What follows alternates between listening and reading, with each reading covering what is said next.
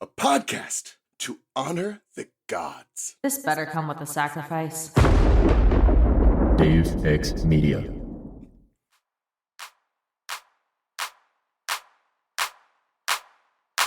The bits.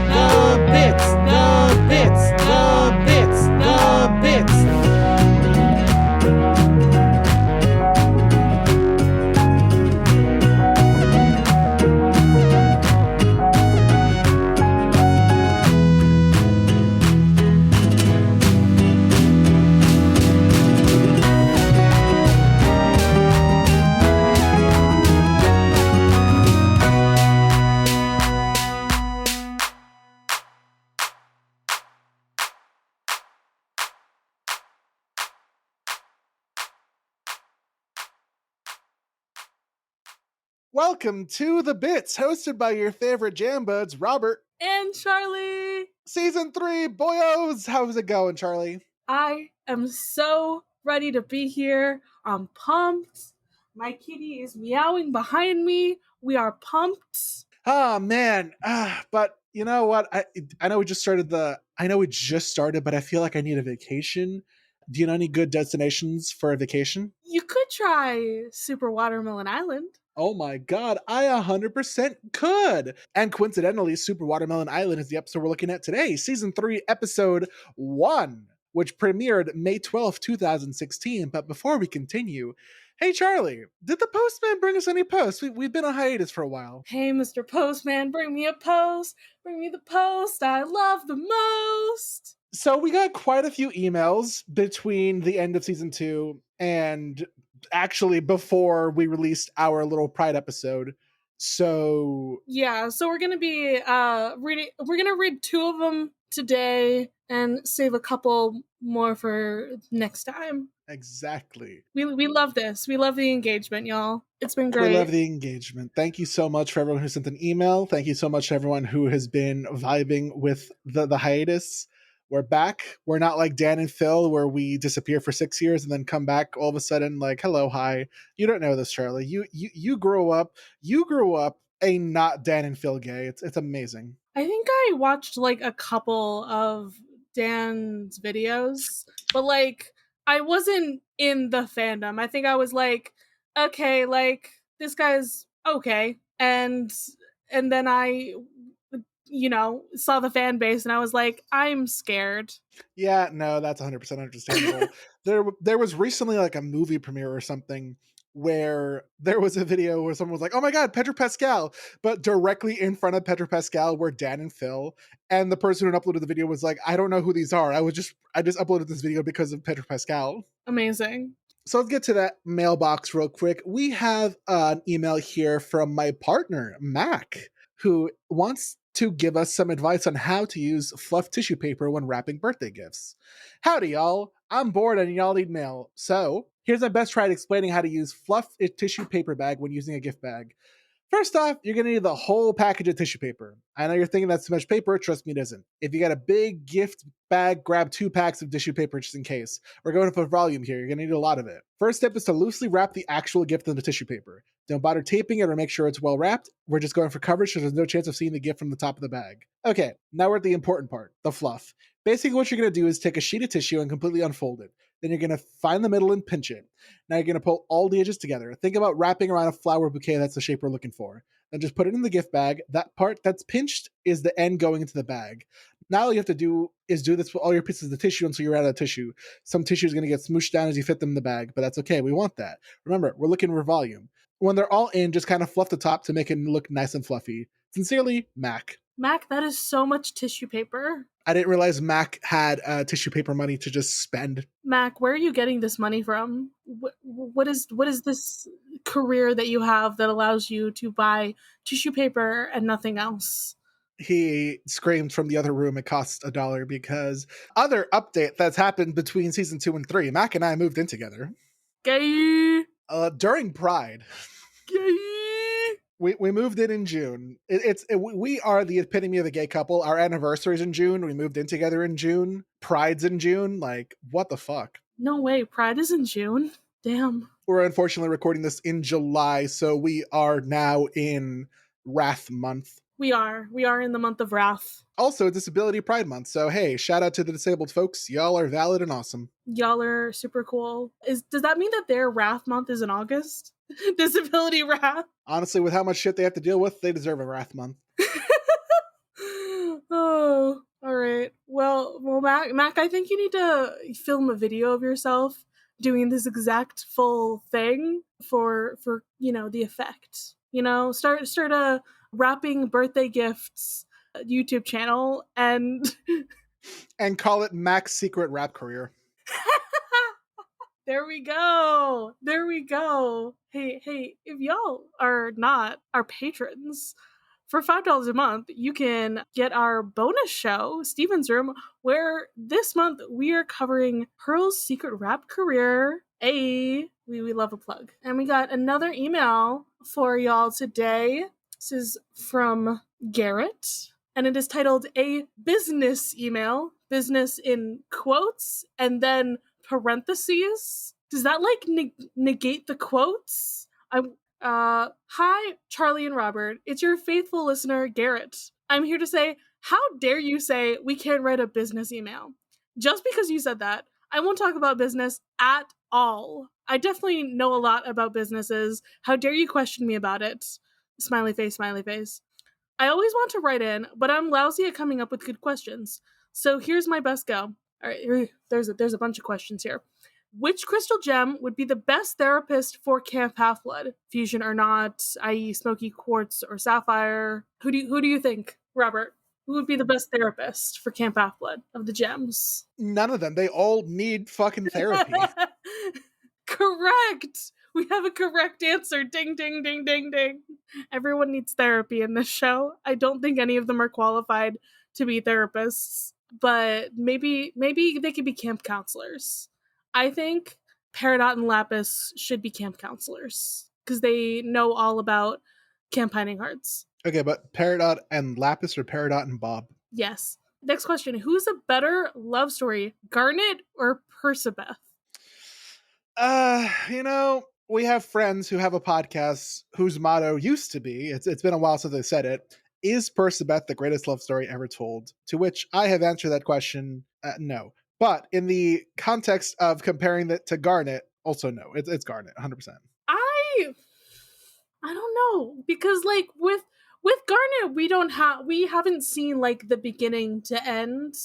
I feel like I would need to watch it in that context specifically, the edited video of Pink Diamond's character development. Then I need okay, here is Garnet and Ruby and Sapphire and all their stuff. But also, I feel like their love story is very short. They're kind of U-Haul lesbians. So I think Persebeth is a better story because it's longer. Yeah, probably. I can agree with that. Do you think Nimona from Nimona, haha, would get along with the Crystal Gems? Robert, have you seen Nimona? I have not. Cancelled. Everybody, go yell at Robert to watch Nimona. And also, if you haven't watched it yet, listener, go watch it. Pause the podcast, go watch Nimona. It's on Netflix. I can't watch it because I'm homophobic. You are homophobic. It's true. I think Nimona could get along with the gems. Maybe my brain is I don't know if Nimona and Pearl would get along based off of chaotic personality. From what I understand about Nimona's character, Nimona and Amethyst would get along great. Yeah, the next question is who would be Nimona's best friend and why is it Amethyst? Shapeshifting and chaotic. That's why they're besties. And also, what is gender TM? What is gender TM? Honestly, right? Same person. I mean, maybe Pearl would mother Nimona, and that could be also a good relationship. Garnet and Nimona would chill. Isn't that one of Nimona's things that they're an orphan or something? Yeah, literally. Yeah, that tracks. Garnet and Nimona would be bros. Nimona would would shapeshift some sunglasses on and be yeah, just hanging with Garnet, This is what we do. Do you think the end of Future and the end of Nimona are parallels? Well, I wouldn't know because I have not know seen things, so we're gonna save that for things. I know that Charlie's going to be like, oh my God, you need to watch Nimona. Hey, Charlie, what's that homework I gave you a bunch of episodes ago? It's not as important as Nimona, so it doesn't matter. What do you remember what the homework was? It was to listen to something. Yes, it was. Again, don't know. One of these things is queer, and one of them is meme, I think. I don't know. Ethan, if you're listening to this, we got to punch Charlie. You're welcome. Garrett continues, I literally just thought of that. Maybe I'm better at questions than I thought. What would be your ideal crossover with Steven Universe? I know it's a meme. I've been a huge fan of I'm a huge fan of Steve. There's a Ninja Turtles Batman meme that's like, this is where I watched my parents die, Raphael. Cowabummer. So I want something like that. I want Steven to have an adventure with Batman and just be like, Batman, I'm going to sing so I can heal your heart. Steven would be the best Robin. Please do not give Steven the Robin suit. He does not deserve that kind of torture. This is true. This is absolutely true. Okay, the question is, are we talking crossover as in, like, just people meeting? Or my brain also goes to fanfic crossover where it's like, oh, it's like this person, but if they were this thing instead. No. You know? Where it's like, even though they're not from the same movie, people wanted Jack Frost and Snow White and Elsa to fuck. There we go. Yes, I was in that fandom. It was Jelsa. That was the first fanfic I ever read, was Jelsa. Robert is making faces at me. I can't be surprised. I really can't. This is like, listen. It's like asking a vegetarian what they eat, and they say vegetarian. They're vegetarian. It's like, I'm a bisexual first and a person second. You are a bisexual first and a slut second, but a slut mainly for like attractive drawn people. I feel like both of those are the same thing for me at least. So yeah, I don't know who. I've always thought it would be cool if Steven crossed over with Sailor Moon, just because season 1 we have a lot of like villains who are also gem based. True. So like I also love the vibes there. I love the podcast. Please keep going until the end. Obviously, we will keep going. That's the plan. We're gonna turn 30 by the time we finish with the original series, and then God knows how long Lars to then the start. What the fuck's it called? Lars of the Stars. Lars of the Stars goes on. I've been thinking about that more recently. I'm just like, oh my God, I want to know so much more about like the other planets and everything. And like, are we gonna find out more Gem War things? Like, are we gonna come across some people that like the gems took over that are also still out there? Morty, we're gonna do the bits for 100 years, Morty. Rick and Morty, 100 years of the bits. It's fine. We'll we have to keep people on hold as like our backups in case something happens to us so that the podcast can continue. I've had this ridiculous idea that if I were to ever be diagnosed with a terminal illness, I would make the meme page. I would turn the meme page into like the mantle of Doctor Who, where I would die and then I would pass it on to someone else who also at some point will die and pass it on to someone else. And the damn meme page will be a fresh person every couple of years. Yeah, exactly. Garrett says, I literally found your podcast right before the SAG after strike and was so bummed that I couldn't keep listening to new episodes, but I'm glad you stuck to your guns. You guys are so great to listen to, and I get most of your references. Only most. So sad. Thank you for this amazing podcast. I don't know how to end a business email. Bye! Feel free to answer whichever questions you want or split these questions between episodes. I know I dropped a lot at one time. Sincerely, Garrett, Regional Manager, JK. P.S. How are the dividends doing? Are the stock investors happy? Who cares what they think? P.P.S. How many emails do I have to send / how many questions do I have to ask for you to start The Owl House podcast? It won't take very much convincing for me, but I do need something to end. I'm banned from making more content by just about everyone who likes me because I keep saying, oh, hey, that show, that book, that thing, that would be a great podcast. And then people are like, Robert, no. I have found out very recently that a friend of mine refuses to recommend me a book that she likes because she's worried I will make it into a podcast. Robert, here's the thing. You also have YouTube, and like you could branch out with YouTube a little bit if you wanted to. You could always like do other content that's not just. Oh, by the jail. way, hey, if you're listening to this, go watch my hour-long fucking video essay about the first Percy Jackson book. I went to all the locations. It was great. Please, it's so far my best performing video, but if you could make it more performing, I would not mind that at all. It was so fun watching Robert's face covered up by trees when you were in the Camp Half-Blood Forest. I loved it. Camp Half-Blood.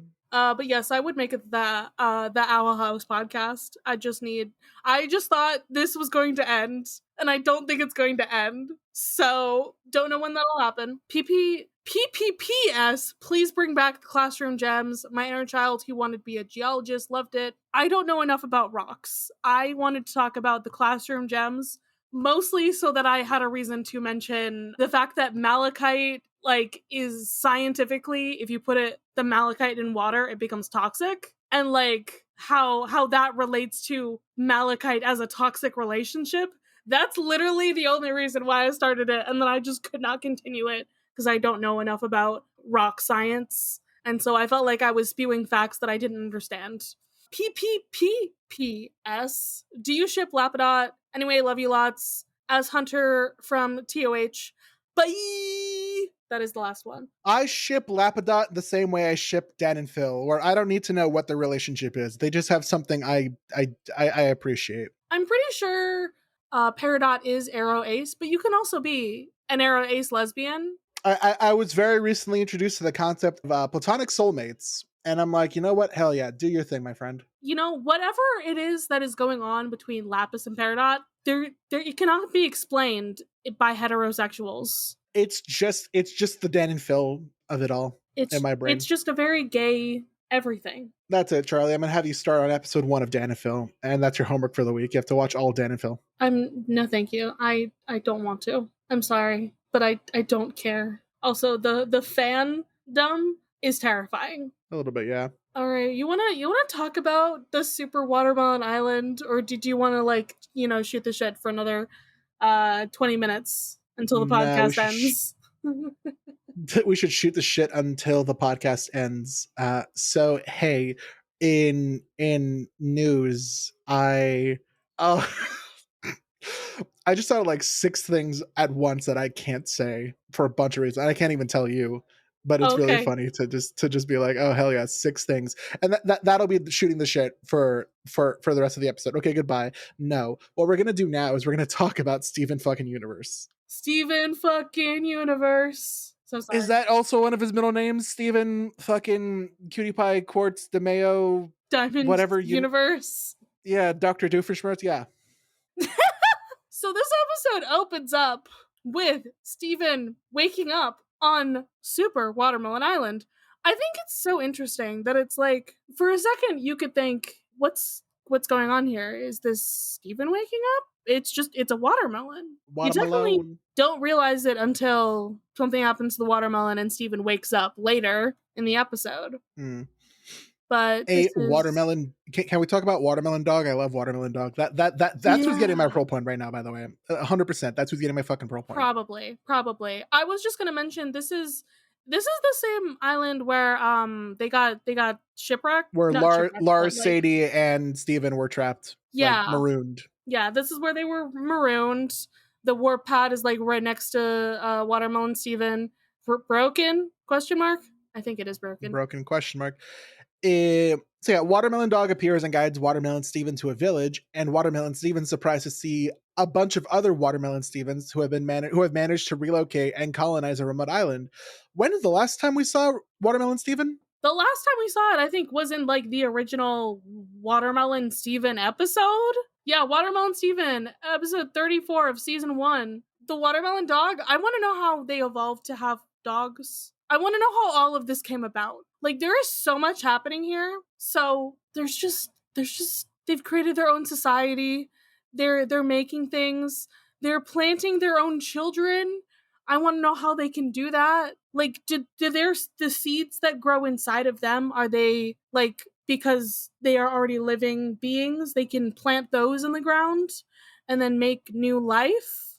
Are they impregnating the ground? Is that what's happening? Yes? Question mark? Honestly, you know what? Impregnating the ground might be worse than piss sugar. Anyway, So they created the dog, they created the horse. There's a watermelon horse that's pulling their carts. There's watermelon chickens that have no legs. how does the watermelon know what to grow into? Like that's my main problem. The watermelon chickens, look at them, Robert. They have no legs. They just roll. What is their purpose of any of these creatures? I wonder if Steven's gonna cry over the no legs chicken, just like he does with no arms snake. I would cry. It has no arms and no legs.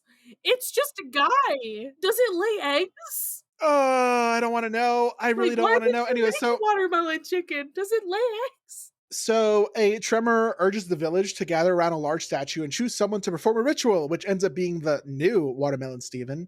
They decorate it, carry it to the edge of a cliff, and have it gaze off into the scenic ocean when Malachite suddenly appears.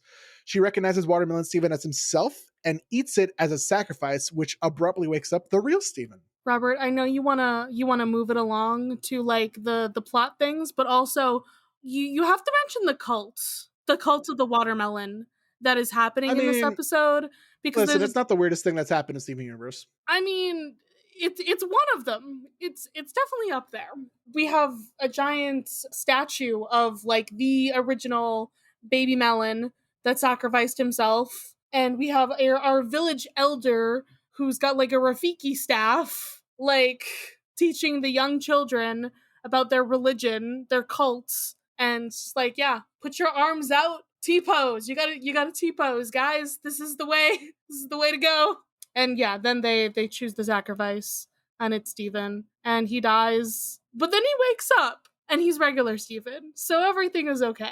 Question, does Steven just sleep on this random, like, cushion that they put on the ground next to the barn? Is that where he's been sleeping for all these days? What if you didn't ask questions? Like, what's to you? Does he have a change of clothes? What is going on? I want to know that this boy is being taken care of.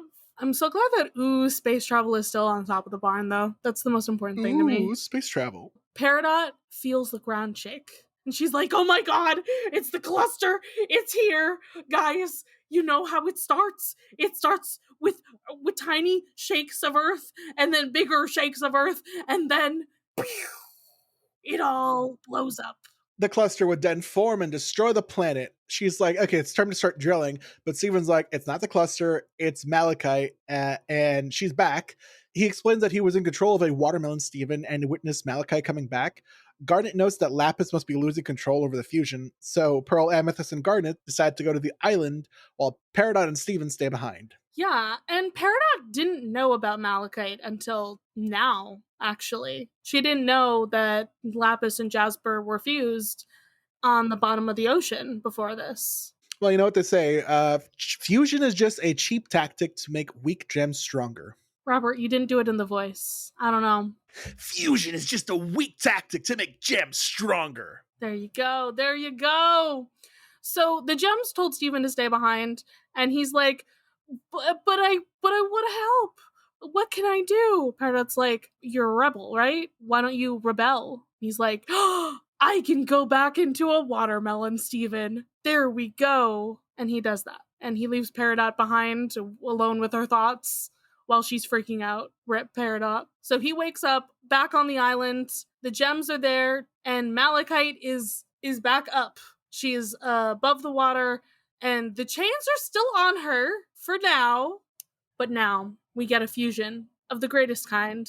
Everyone, welcome back, Alexandrite. Ba-ba-ba. Ayo! And Alexandrite. Six-Arm Mom is back. Six-Arm Mom is gonna fight the toxic relationship here. And I love this. It's like, literally at one point in this fight, Alexandrite is like, there's more of us than there are of you. Which is technically true. Well, I'm more powerful, so... Jasper realizes that, like, hey, Lapis is, like, she's persevering. She's trying to, like, keep him trapped at the bottom of the ocean. But she's also like, hey, you see Alexandrite over there? If we're gonna be fused, we might as well fuck him up. Let's do it, me and you. Yeah, I feel like that's definitely what's happening here, is that Lapis is still, like, the unbridled rage of however many thousands of years she was stuck in that mirror. So, you know, we get some water versus fire, because remember, Alexandrite has fire breath. We love it. Was this established last time she was here? I forgot. I think it was. I think it was already established that we definitely knew that she had two mouths at least, and then one of them was like more amethyst-ish. And this is when Watermelon Steven is like, I gotta do something about this. So he gathers his troops, his watermelon brethren, and is like, I love that that's how they talk. Isn't it great? Yeah, a little bit. And so they all go to battle. They got the little spears, their little shields. The husband sends his wife off to battle. Gender roles mean nothing. Gender rules mean nothing, but also there's gender in the watermelons. Like, God, Apparently. help us, please. Like, there's gender in the watermelons that, like, we as humans perceive as the normal two genders, because he's wearing a blue tie and she's wearing, like, a pink, what is it, like a pink flower or skirt or something, or both. It's like, oh yeah, obviously, girl melon, boy melon. Also, these are all created by Steven. So does that mean that Steven has the power of multiple genders? Question mark, question mark. There's a little bit of Steven in every melon, so. If every watermelon were perfect, we wouldn't have Steven. Correct. But all of the watermelons are perfect, so. So they're all Steven. Yeah. So they go off to fight. They even got their little battle makeup. Like, it's so cute.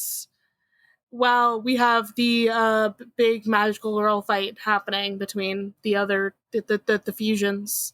And Malachite has Alexandrite on the ropes. Like, she's got her in this, like, water icy hands. She's all, she can't get out. Yeah, Alexandrite also almost unfuses, which is like, oh boy, how will our crystal gems win? And it's, the distraction of the watermelon Stevens, which gives Alexandrite enough of an advantage to break out of this, like, icy prison. Yeah, I think that it's when Malachite is saying, fusion isn't actually that bad. I see the advantages now. This makes me so much more powerful. And I feel like it is Garnet inside of Alexandrite that's, like, getting very angry about this, being like, oh no, this is how you use fusion, how dare you. Yeah. And then Alexandrite uses Sugalite's flail to, like, pull Malachite in, launches her up with Sardonyx's hammer, and then finishes her off with Opal's bow. So it's like triple whammy. All the good things. The arrow pierces through Malachite, causing her to unfuse back into Lapis and Jasper, and they both fall into Alexandrite's hands. Alexandrite then unfuses, and Steven runs towards Pearl, gives her a hug, and they figure out that the watermelon Steven is Steven somehow. I guess Steven just has, like, that Steven in him, so that they know it's Steven. Listen, I can tell which one is Steven, and it's because all the other watermelons look normal, and then he has, like, stars as his eyes as the gems are destroying Malachite. So he's got a vibe to him. You can tell. You know that it's Steven. And they also knew that he could do that, like, earlier. So, yay, they did it. And everybody did a great job. But now the earth is quaking. And it is, in fact, the cluster this time. They lose Jasper. Jasper falls into a crack as the earth is breaking apart. But they got Lapis. As our last-ditch effort, the gems say, Steven, you have to go back. Like, we can't warp back out of here. Like, the warp is broken. We believe in you. You can do this. And Garnet says, I love you. And the episode ends with him slowly waking up as the gems cheer him on and wish him the best. It's, like, literally the star iris, like, closes on them as he's waking up. And it's, beautiful. Y'all, next episode, drill time. It's time to cluster the cluster. You know what I'm saying? It's time to cluster the cluster. But before we do that, hey, Charlie. Hey, Robert. You want to head over to the Crystal Temple? For some Crystal Temple trivia? 100%. So this episode name was first revealed in the episode listing on the Cartoon Network website. In this episode, it is revealed that Alexandrite can breathe fire. Okay, so we didn't know that already. This most likely stems from Ruby's fire abilities. She's also able to use weapons of the other fusions, such as Opal's bow, Sugalite's flail, and Sardonyx's hammer. It is currently unknown if she has access to Sapphire's ice abilities and future vision, or if she has her own unique fusion weapon. The sound effect that is played during Sugalad's formation and when she summons her flail in Coach Steven, as well as when Sardonyx summons her Warhammer in Cry for Help, is heard when Alexandrite switches from Sugalad's flail to Sardonyx's Warhammer. Jasper appears to clench her fist right before she falls into the fissure, meaning she may have regained consciousness. Or it might be an animation error. And now for cultural references. The opening sequence is an echo of the opening of the first episode of Lost, including the shot of palm trees with the camera straight up and the unexpected dog. Good to know. I didn't know that was a reference. On Mask Island, the Watermelon Stevens have a statue parodying the Christ the Redeemer statue. Why did they say statue twice?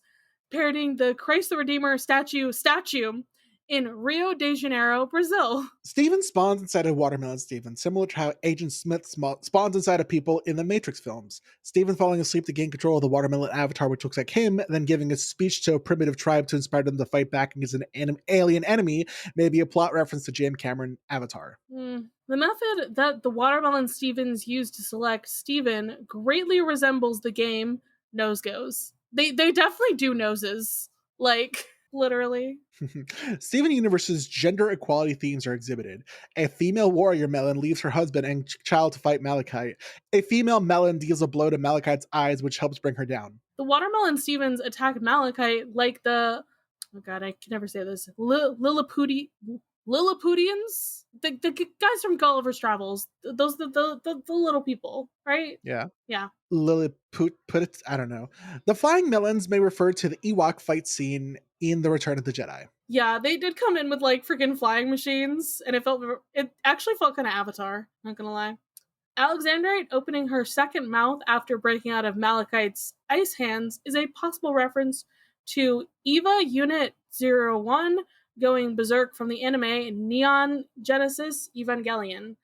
The shot of Alexandrite stepping into the water resembles a shot from Neon Genesis Evangelion of Evangelion Unit 02 stepping on a bridge, also causing water to splash up. The scene when Steven is running away from the battle while Malachite attacks Alexandra with her helmet may be a possible reference to the opening of the first episode of Mobile Suit Gundam Seed Destiny. Malachite's defeat by Opal's blow resembles Zelda's final smash from Super Smash Bros. The shot in which Malachite tells Alexandra that she is out of her depth is similar to a shot of Ruby Rulis during his fight with Alpha in the 15th episode of Terrain of Magical Expertise, Truth, Tears, Ambition. Their poses are identical, they are both speaking to their opponents, and they both have elements behind them, with water for Malachite and fire for Ruby Rules. Again, the Steven Universe team are a bunch of fucking weebs, and we love that. Yes, they are. The Watermelon Stevens' practice of sacrificing members of their tribe to Malachite may be a reference to the ancient Israelites' practice of sacrificing children to the god Moloch. Moloch? It may also be a reference to the myth of Perseus. Okay. And now for Charlie's favorite section. Continuity? The Mask Island from Island Adventure is visited again. The Mask Island warp pad is destroyed during the fight. Okay, I got that wrong. There's a lot of like gem things and crystal things on that island, and I got very confused. When the earthquakes start, Garnet mentions that they will not be able to make it back in time. At the end of Gem Drill, the gems can be seen arriving at the barn warp pad. While it is not explicitly stated, it can be assumed that they used another warp pad several hours away from Mask Island. And then finally, the statue of the Watermelon Village is built around seems to be based on Baby Melon, who sacrificed himself for the crystal gems. In fact, this seems to be the reason why the Watermelon Stevens community makes frequent sacrifices in a similar manner to Baby Melon, with her arms wide open. All right, Charlie, it's time for Pearl Points. As I said before, I'm giving mine to Watermelon Dog. Who are you giving yours to? I think I'm gonna give it to Watermelon Chickens, who have no purpose, and their life sounds horrible because they're just rolling along. They have no limbs. I would want to scream. I'm gonna cry. I'm gonna cry about Watermelon Chicken. Oh man, don't cry, Charlie, because we need to answer the question. And the question is, have you ever had, I don't want to use the word lucid dream because that has some connotations to it, but like, have you ever like woken up in your dream, quote unquote, and had control to do whatever wacky adventure you wanted to do? Absolutely. Many a time. It's really funny when I'm like, oh wait, I'm dreaming. Starts flying. Literally every time I'm just like, oh my god, guys, I'm dreaming. I know what to do next. I can get away from that guy that's chasing me, pushes off from the ground, starts flapping my arms, and then I go up. For some reason, I do in fact need to flap my arms in my dreams because that's the logic of how I can physically get up. I mean, how else would you fly? How else do you fly? Honestly. You can't just, float. It can't just work. I do also often be like, nope, I'm dreaming. Guess what?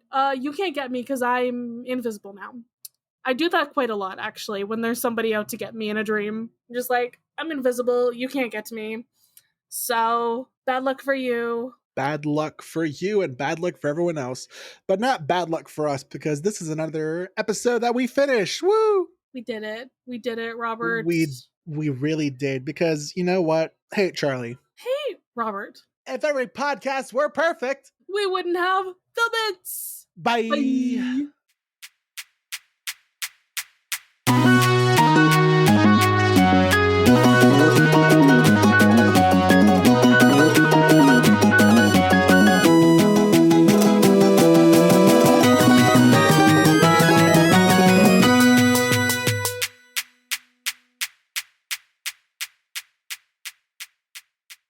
You can follow this podcast socials at thebitssupod on Instagram and Tumblr. You can send a message to our dime line through thebitssupod@gmail.com. If you'd like to support us financially, join us at patreon.com/thebitsu. By becoming a patron, you can join the Deus Ex Media Discord server, where you'll be able to chat with us and other listeners about Steven Universe, or whatever else. Our $5 patrons here also gets you access to Steven's Room, our monthly bonus show. There, we'll talk about a wide variety of topics, which usually have something to do with Steven in some way. No promises. You can check out our merch store, The Bits SU, on Redbubble to find custom designs made by Charlie, me. Or if you cannot do that or do not want to support us financially, we'd really appreciate a rating, a review, or letting your friends and followers know how much you love the podcast. It really helps. Our music was written and produced by Jason Hilton. You can find him at Negative Selections on Instagram. You can follow me, Charlie, at GreenPixie12 on most platforms. I also have an art Instagram at GreenPixieDraws. You can also hear my voice on 2 other podcasts.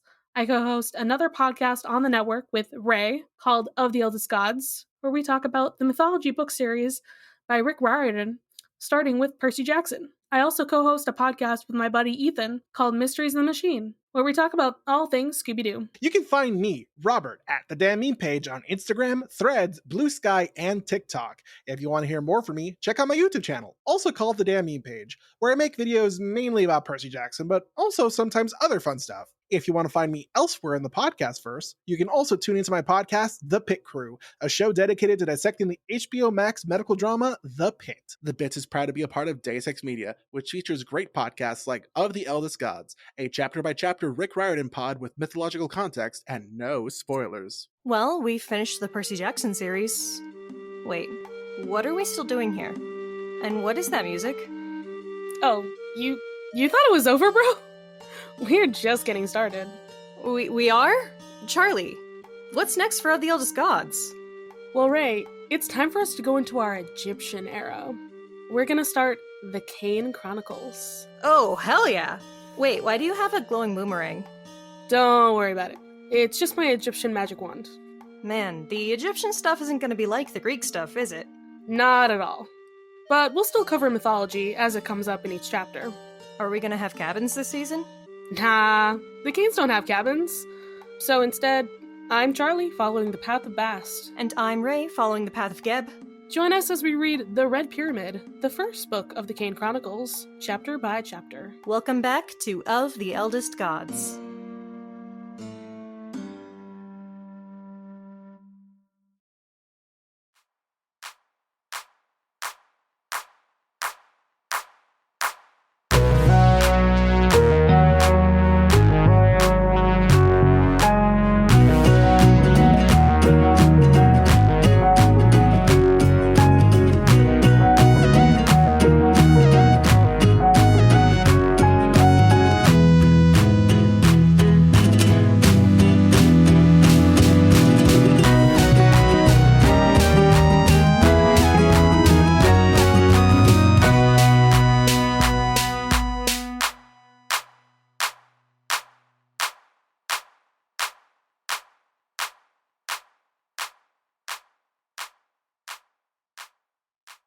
Because I'm a monster.